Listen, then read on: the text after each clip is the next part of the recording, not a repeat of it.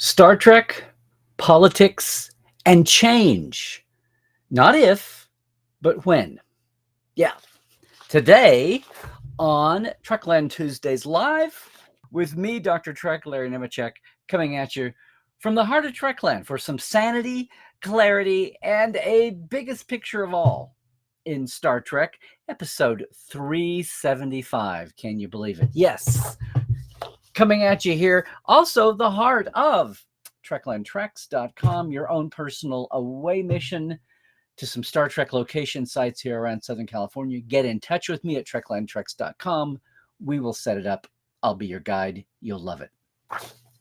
All of that from today, a busy day. And normally I don't like to time our visits here on Trekland Tuesdays Live because I'd like to think they have a little bit of an evergreen factor going on.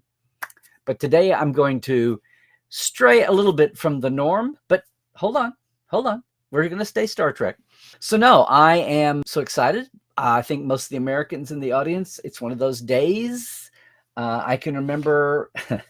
I can remember past ones. And look, we live in a time when I started this, I have a clear delineation on my socials between my personal page and Trek, and I keep Trek just to Trek. Some people would say that's good business. You might make more friends, but you might make it. I mean, it's all people's. We don't live. I wish we lived in a time when we could put things in boxes. But so much of everyone's life, and whether that's social media doing it to us, there are no boundaries between all the aspects of our life. Remember the old maxim, you never took politics or religion in public, right? I mean, we all carry our own code for that. But look, I just want to say, well, here's where I'm going to start with this, okay? And stay with me. Because a lot of Star Trek people are finding their own ways. They can't help but be on a spectrum between talking about actual politics and just being on the civic side and saying, hey, everybody go vote, right? And yes, that's a little bit of why, where are we? Yeah, there I am. I'm a little delayed. Because it wasn't that it took longer to vote because I had my mail ballot, but traffic was crazy. And I'm still getting used to my new environment here, so bear with me. But just going to say that, there we go. Just going to say, we're going to do a little Trek history lesson today first, okay? But beyond that, I'm going to go back to high school. Yes. Had an excellent social studies teacher, American history. She was the student council sponsor. She was the Model United Nations sponsor, Miss Leverage, Pat Leverage, and she is still with us. And she's one of the great teachers I had in school. But one of the things that she instituted to help you get more credits was we had a half year semester class called today. Well, the textbook for it was called Today's Isms. It was the Model UN class. Textbook was called Today's Isms: Capitalism, Fascism, Communism, and Socialism. That order. And remember, we were just, a couple of years away from the wall coming down when I was in high school. So, it was all still very, very, and that is where I learned the classic definition of conservative and liberal.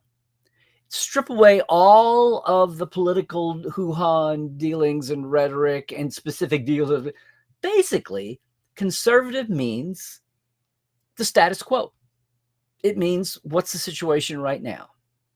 Liberal basically means change. And anybody can see that, well, of course, that's a dynamic. Status quo staying the same, liberal change. What stays the same? What changes? Well, that's the takeoff point. That's the takeoff point. Liberal means change. Conservative means status quo, more or less. Now, the world at large has obviously not stagnated in all of its billions of years, right?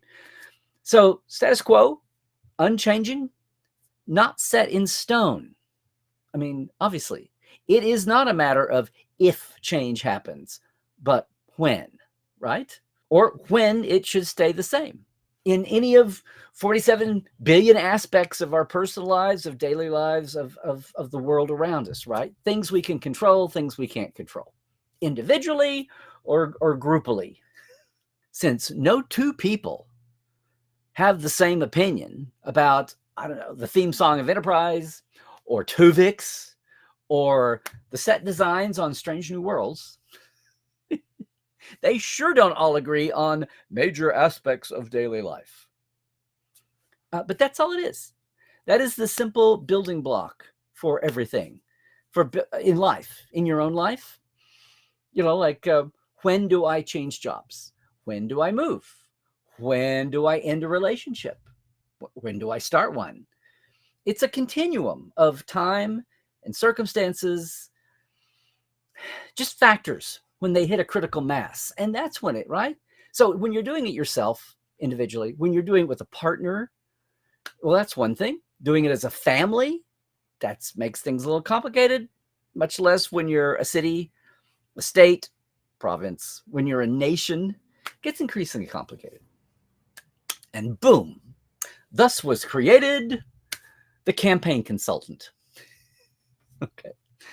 So look, when the old original series TOS tropes, tell us that humanity survived its toddler stage, as Gene would say, and humanity started to mature as a species, well, that implies that we didn't stagnate. And the world that Gene and everyone of his generation just got through, World War II, was determined not to repeat World War II, right? The change was, we're going to throw out some of these old tropes, especially monarchism, maybe, unbridled colonialism, just some of the extreme racism, some of the things that led to World War II and all that carnage and damage, actual carnage. They were determined not to repeat that. You got the United Nations, you got bold optimism for a new time, and which was just as quickly saddled with the Cold War and the threat of nuclear war. So it was, right. That was the cauldron, that was the cook pot that the original Star Trek sprang from. I should also say that, so all of that underlined the fact that what Gene was saying was, we've changed already. We're just in the baby steps. We can keep moving. But the whole point of Star Trek's future implies that we did not stagnate. We did learn, as he would say, we did learn to reframe, to take in new ideas, right? Not just new facts, but new perspectives. And after First Contact, the Vulcans helped us out there with all their famous branding and taglines, right? I mean, IDIC, Yeah, and let's not forget what a famous half Vulcan once told us. Change is the essential nature of the universe. Okay, thank you, Spock. Now, sometimes change might be chaos, might be a supernova, or a civil war, or a multi-pronged war. So we all agree, though, that orderly change, if change is going to happen, right? Orderly change is a lot easier on your nerves and on your deflector screens than chaotic change. And that is why, watch this pivot, that is why 8 years ago this summer, well, this sprung up on Facebook. And remember social media of 8 years ago. Most of the Trek studio and adjacent family, the Trek family at large, for the first time ever, got group political and posted a basic message. Now, I'm saying this because to me it was just 8 years ago, but as I'm finding out, we've had a whole generation of young folks come along, or people paying attention, or in our specific case here, a lot more Star Trek fans have come along. And this might be news to you. To me, it was just the other day.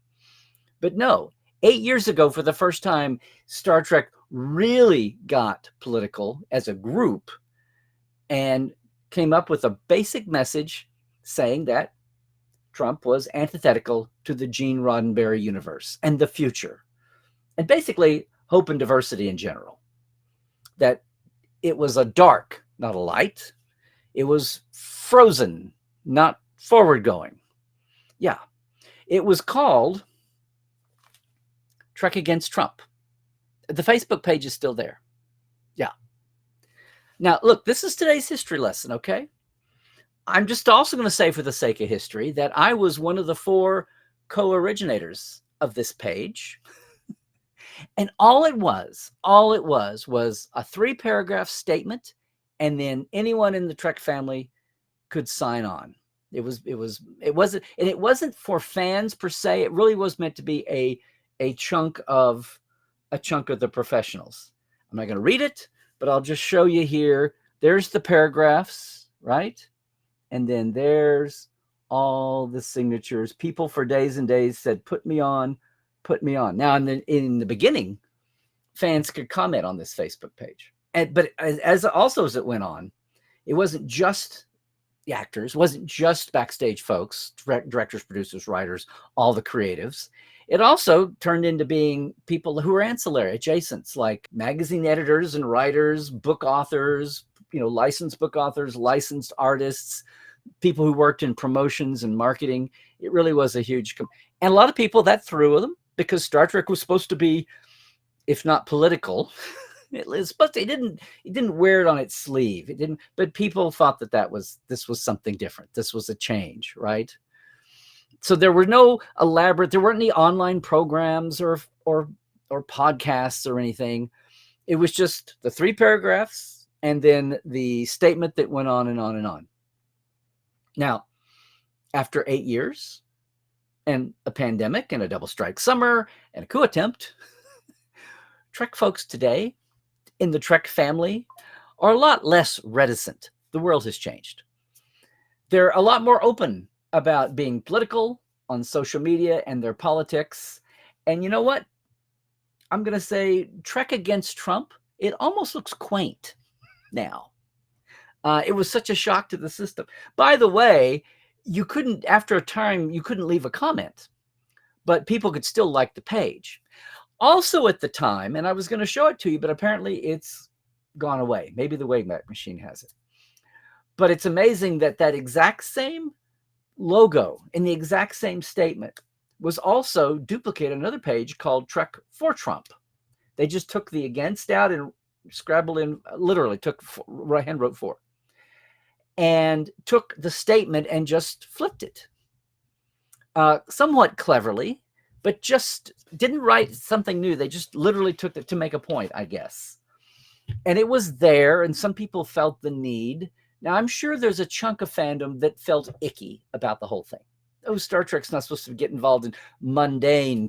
And that kind of was the reignition of the whole Star Trek wasn't meant to be political. But what do you mean? Star Trek's always been political. Well, generically political, but not specifically political about politics of the day. That's really where that debate kind of started. So you can say the pros and cons of that, or you could sit it out and lurk and watch the debate go back and forth like a tennis match, whatever you want to do. It's still a free country, at least last time I checked. But I just want to note before I move on from this, I would go by every so often to see if both pages were still up and just to see what the friending, what the liking count was. Now, Trek for Trump has gone away, but Trek against Trump is still there. I didn't check. Well, I guess I could.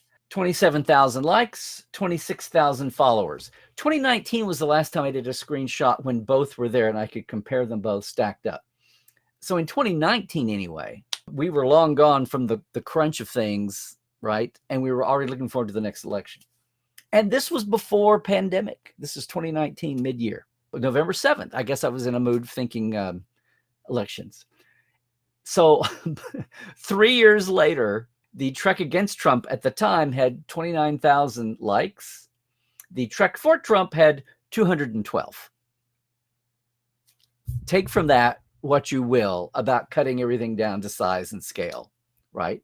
And a lot of people feeling uneasy about commenting either way. And I get that. I totally get that. I do the same thing with my platforms. If I'm over on my own personal, I will do that. Trek, I try to, avoid the obvious politicization here, but it is in the DNA, it is in the thing, and it consumes a lot of our community. And I've always tried, if you noticed, apart from my own subject, to carry on as someone presenting on a platform with this. But today, I didn't want to shy away from the topic on this today because it is now graduated to the realm of being history. Recent history, yes. But I wanted to keep this fair. And I've also seen people talking about events from 2016, totally new to a new generation, certain Access Hollywood tape, apparently hitting our younger voters like a thunderbolt because they had no idea. Who knew? Who realized? Again, got to keep your eyes open. got to keep the blinders off because time moves on and you forget how fast time moves on, especially for younger folks, that the years don't blur together yet. It's also new. Yeah, Trek against Trump looks almost quaint. But this idea of status quo and change, it's not just about politics, and it's not just about our daily life. It's also about our comfort zones. And here's what brings this home and gets us back to a safe Star Trek topic. Because 2 days from now, the other thing I wanted to mention this week, surprise, in 2 days, the first backer screening audience is going to be able to see the Voyager documentary. I know some of you saying, finally, To the Journey. To the Journey is going to come to a screening audience at LA at the Paramount Theater on the lot, the same way that What We Left Behind, the DS9 doc, was out, I want to say 2018, came to a full, and it's not just the, even more so backers this time, but the first one was a celebration of these two, celebration of the show and the crew. And since it's LA, there's so many crew folks who can come. And yeah, you're already automatically thinking of the actors, and there were them, but I'm thinking of a lot of the rank and file who loved working on Star Trek. We get them on Portal 47. Sometimes I have the chance to talk about it on stage, or others do on stage, when you're lucky enough to get behind the scenes folks, all up and down the ladder. And a lot of them to this day, retired or not, will say Star Trek was the best working experience I ever had. Star Trek was the best show in their industry that they ever, whatever they did, it was the best one to work on. Now, not everybody had, but the vast majority, especially the ones that stick, obviously. And these situations, these premieres, the documentaries, are a great time to get, it's like a mini reunion. They sure don't get to do it at conventions. No one has 99% of them. So these are the events, these and the reunion picnics, and occasionally win an Emmy or someone gives them a Star Trek an award and they invite tons of people in. It's really like a reunion. And so if you're going to be at the premiere Thursday, people are coming in from around the country to go to the LA one, the LA premiere versus New York and London, it'll be the biggest because, for one thing, that's where everyone lives. And that's where these folks all live. And no one's going to get to New York or London.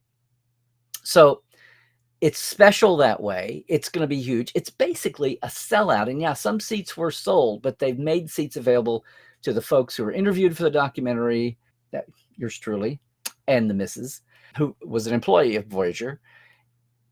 And most of all, any of the crew they've been able to find and reach out to come see, whether they're talking in it or not. And of course, there's lots of talking crew folk in it.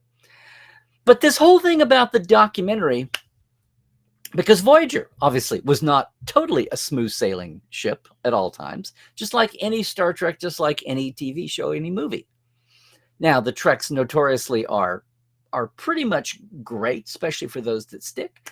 But there's always the hiccup. There's always the bump. You saw that in the DS9 show. You saw the odd things that, not to beat a dead horse again, but to make sure it's aired out for history. And that's what I'm getting to today. Whether it's a documentary or it's a history book, it's still personal.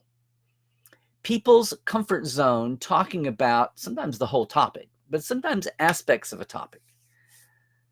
The comfort zone goes through an era of change. The comfort zone goes through from status quo, conservative, I don't want to talk about this, to the passage of time, more perspective gained, feeling a little bit like more perspective about being at ease to talk about it, or just the original hotness, the point of the flame has passed, right? Now, I never thought about this much until I got into Star Trek. And I guess if you look back at family, there are family, especially greater family. Maybe there was a black sheep. Maybe in the days when, I'm sad to say, our gay family members, maybe even our trans mental health. Jesus, there was even a time when you didn't talk about the C word with Uncle Fred and his cancer. You didn't talk about that. And that's that continuation of change. That's that continuum of change. Our perspectives, our attitudes. Now, I, in my own greater family, cousins, uncles, aunts, 2 or 3 gay cousins. It was either not mentioned or they just went off and lived by themselves, which is sad. And I think all the time has passed to the point where that's all become so passé. And people just rather not even think about the time they didn't think about it. Family's family. And that transcends, socially, culturally, all the way up and down. Now, that's one specific thread, but obviously in creative differences happen in a creative enterprise. That happens. When I sat down on 3 months deadline to write the Next Generation Companion first year, who had a big part of the first year's setup? Who was still alive by then, 5 years later? David Gerald, Dorothy Fontana, who had all been so burned by their experience. And this was only 5 years later. They were not in space to be able to talk about it. Thank God Bob Justman saved my ass, or there would be no setup, detailed vibe, perspective, context for my chapters. And all I could do was compare myself to Stephen Poe. I did not want to be that crap book with Star Trek slapped on it that pocketbooks wanted to charge you out the wazoo for. It was crap. The world didn't care that I had 3 months to write it when I thought I was writing an encyclopedia. We turned and pivoted. But my point here is that it took time. It took a while. But eventually, both of them lived long enough, David's still with us, obviously, to talk about those rough days. Time passed enough so that then Dave Zappone and Shatner, a step away, could come in and finally do Chaos on the Bridge. And a lot of the whispered or the deflected or the negated history, people's comfort zone, their comfort zone progressed, evolved from stuck to feeling where they could talk about it. In fact, at some point, it turns into therapy and they can get it off their chest, right? I mean, this is what I'm saying. Sometimes when you do a documentary or a making of book, the most joyous and benign topics even, you find things, aspects, people that don't want to talk about it. They're still so hurt and betrayed. They haven't got there yet. Now, thankfully, what's funny is talking about Star Trek, you had the same thing with the original series. You had Herb Solow, Bob Justman finally do a book in 1996 that got into this beyond the rumor, beyond the stories that would blurt out at conventions. You got to part of why Grace Lee Whitney actually left the series. She was sexually assaulted by somebody at Desilu, some top person at Desilu. You got into what was going on with Leonard Nimoy, maybe. But time had to pass before people could talk about it. In their case, 30 years. In my experience, I kid about this, but I talk about the statute of limitations being about 20 years. You don't talk about these things. I acknowledge them. I would say creative differences in the book on 3 months. I wasn't going to be vanilla. I wasn't going to paper over things as long as I knew about it and somebody actually mentioned it. But to get into the weeds, sometimes you just take time. Whether it's gossip or it's awesome history, Hollywood celebs get on down the line and then they write their tell-all book. And sometimes it's tawdry. And sometimes, though, it adds to our understanding. Now it adds to our understanding of social mores and customs and cultures and the evolving pop culture lens.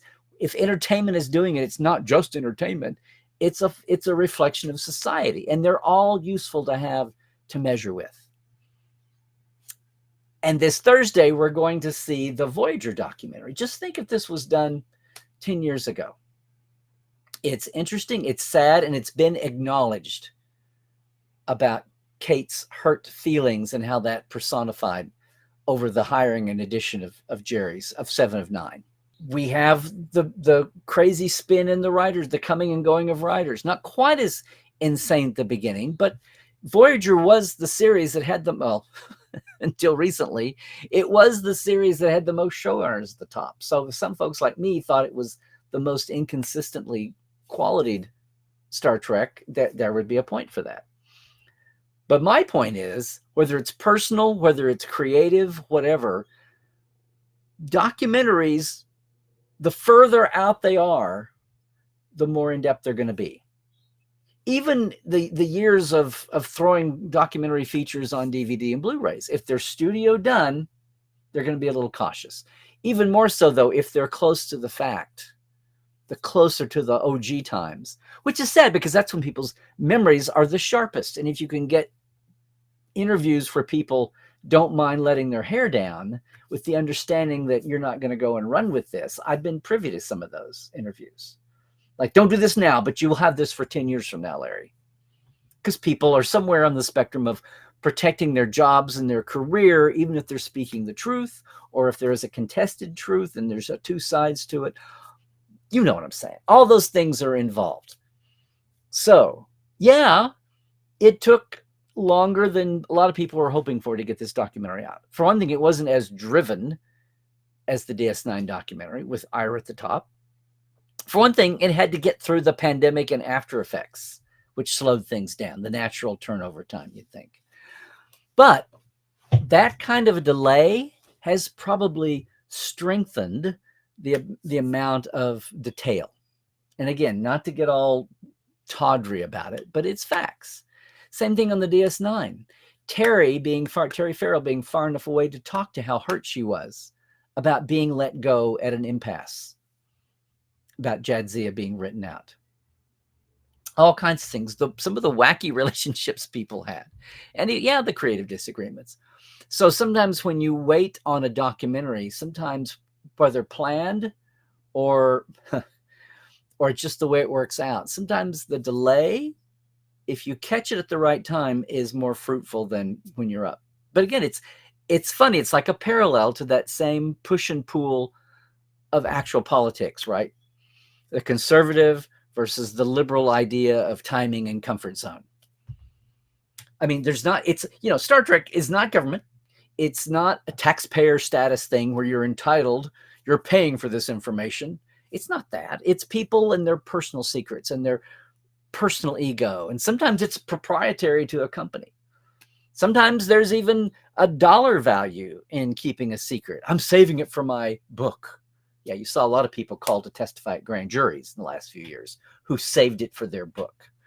A lot of good it did in the moment. Again, documentary, nonfiction writing, sometimes when you're coming out of entertainment and there aren't those hard and fast rules, it does. It feels like there's a statute of limitations of about 20 years. Now, Herb and Bob took 30 years. Is social media and everybody laying their lives out and there are no old school Hollywood secrets kept in the closet? Everybody airs their dirty laundry once a week on Instagram and X, Twitter. Is that accelerating the statute of limitations curve? Maybe. It could very well be.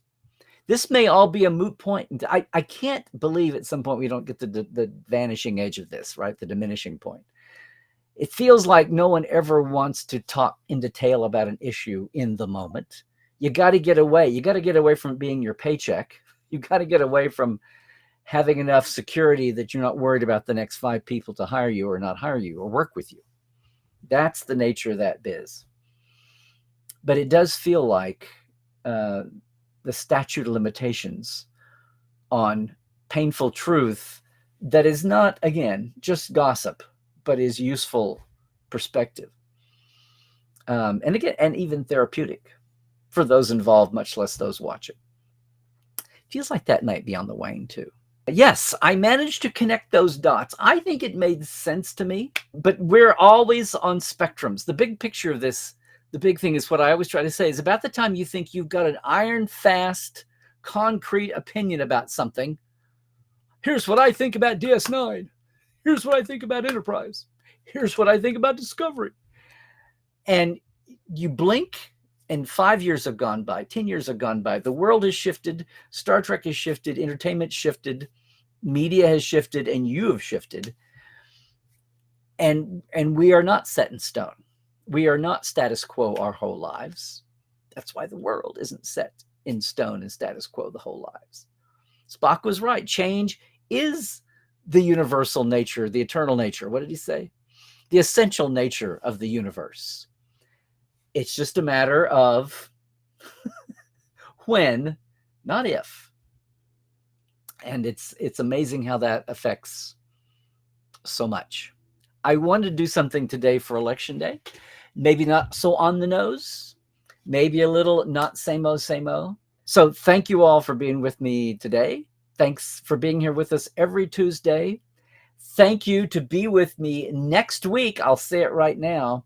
Took us a while to work it out, but I'm going to have the great Nana Visitor as a guest here. We're going to be talking about her book about women in Star Trek, We'll probably even touch on, even though it wasn't her show, we'll probably even touch on just a little bit more about the late, great Jerry Taylor, who was interviewed for the book on film. Potentially a documentary will still happen. We'll see. But I'm looking forward to that. We decided that today was not the day to have her on. And I've been waiting on my review copy of my book. So everything's in motion now. So join me next week, where the plan is to have Nana Visitor with us, at least for 30 minutes or so. All right. Hey, listen, thanks again. Just as a reminder, once again, we're into the winter. We have wonderful winters in LA. This is the time to come take your Trekland Treks day tour of location film sites with me. TreklandTreks.com. Check it out. Will be a lot of fun. It's a quick lunch, 4 sites that you pick out with my help, and then I concierge you. Yes, indeed. And, of course, I got to thank my Patreon folks, my TTLers. Can we do that? Yes. Thank you very much. Chuck A. Hey. James Kerwin, Diana Hopkins, Jesse at Crusher Convo, who I'm going to be on with live Friday afternoon at the regular time. I'm going to be joining Jesse for her show, talking about the latest Lower Decks and whatever else creeps into the frame, right? But also our other TTLers, Lawrence Todd, Habyard Gunnjonson, Glenda Bruton, Andrew Jazimski, Josh Patton, Pranakasha Productions, Chris Jiggins, Keith Rumbach, and Comedy Forecast, and our live wires. Robert McLean, Byron Bailey, J.R. Poole, Alan Hoenzi, James. I'm going to add your last name next week, James. Dave Gregory, Greg Wickstrom, and Casey Shafsky. Want to thank all of them. We just started a new month. They take this from you at Patreon, the simple subscription help, $5, $10 that I set up, $5 for a shout out every week. Thank you guys so much, guys and gals. $10 if you want for a little more, and I'm going to sit down and get those shares out. For the $10 level, we share from the first earlier years of the Portal 47 backstage Zoom chats. I was looking at the list the other day, and we're starting to lose some of the folks I was talking to just 4 and 5 years ago. There you go. Patreon.com/Trekland Live. That's where you make it happen. And then the Trek Files today. Yes. Trek Files is up from Roddenberry. You can find it at our new home at thetrekfiles.com. I need to make a new sign. It's all in one there on Memory Alpha. But this week's show, however you find your podcast, even if you're back on our Facebook page, that's great. It's my longtime friend and colleague, Lolita Faggio. Yes, we're talking about Jerry Taylor, but the Trek File is very personal to me this week. It's the We Bought Your Pitch memo fax from Jerry with Michael Pillar scrawling on it for what became eventually the last season episode of Prophecy, even though we pitched it before the pilot had aired. Anyway, it's another great Trek Files. Our next to last show of the 12th season. You want to check that out wherever you catch your podcasts and wherever you catch your social media. Hopefully I'm there. On X, Twitter, Larry Nemecek, also Facebook, Instagram, it's Larry's Trekland, and on YouTube. Make sure you're there. And if you enjoy the way I am going at our behind-the-scenes world and the personalities there, the context, the history, the perspective, that's what Portal 47 is all about. You think we get into it here, it's even deeper there. A lot of the portales are here in the chat, portal47.net. We are soon going to be posting the open house since it was public. As soon as the portales and those at open house get to see it first, then I'll have our open house discussion with the Hageman brothers, Prodigy, who are just like us, sitting around waiting to see, still alive, if there's a Prodigy season 3. But meanwhile, we had plenty of front-end Prodigy to talk about the roots and the process, which no one talks about in modern animation. We had Mike McMahon on a couple years ago as my open house big one of the year, but we have a guest every month. Backstage, no actors allowed. If you're watching us on YouTube later, maybe you can join us live on a Tuesday. But if not, whatever it is, leave your comment below. Please still jump in on the conversation. I love to keep these going after the fact. And who knows, maybe this week's we'll spin up a little bit of that conversation. We'll see what happens. So, till next time, if you're with us only on YouTube, hey, Stay healthy, do all the things. Stay woke, check your sources, and trek well, everybody.